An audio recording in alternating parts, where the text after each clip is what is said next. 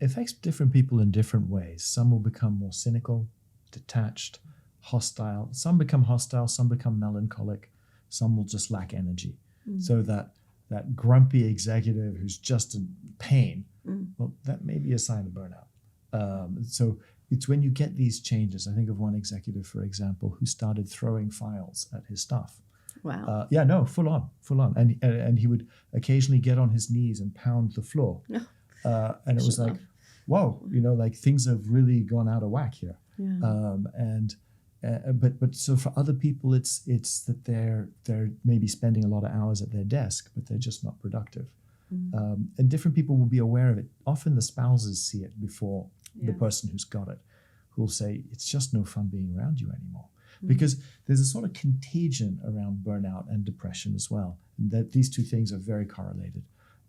We call it contact depression. When somebody has a depression or burnout, others start to feel bad too. You're not bringing life and energy into the room. You're sucking it out in your dark cloud.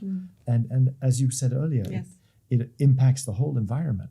Absolutely. I mean, that feeling of like losing joy, if you will, and then not really seeing the purpose and going through the motions of it just to survive, just to get through the day, just to get to the next kind of next frontier, if you will, whatever is set out for you. And that's really taxing, I agree. And physically, it's because you're already emotionally exhausted, and it takes the toll on your body, because then you feel like you're physically also exhausted from constantly containing it, constantly trying to push through it. And yes.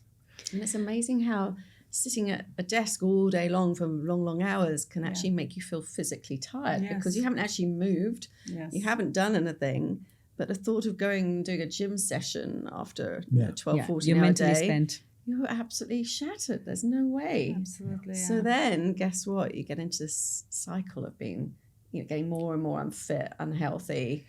I mean, I put literally 20 kg on and became pre-diabetic. That was, And that was literally from being, tied to your job. Absolutely. Working crazy long hours. It has a physical toll. Yeah.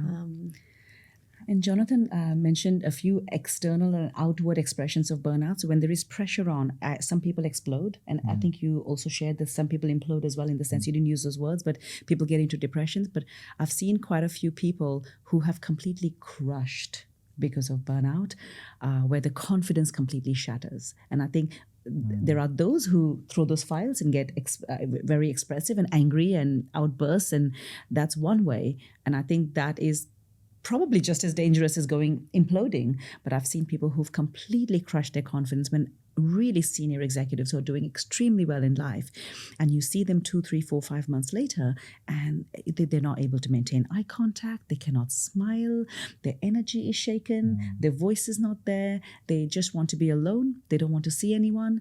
And so it can be very crushing for people.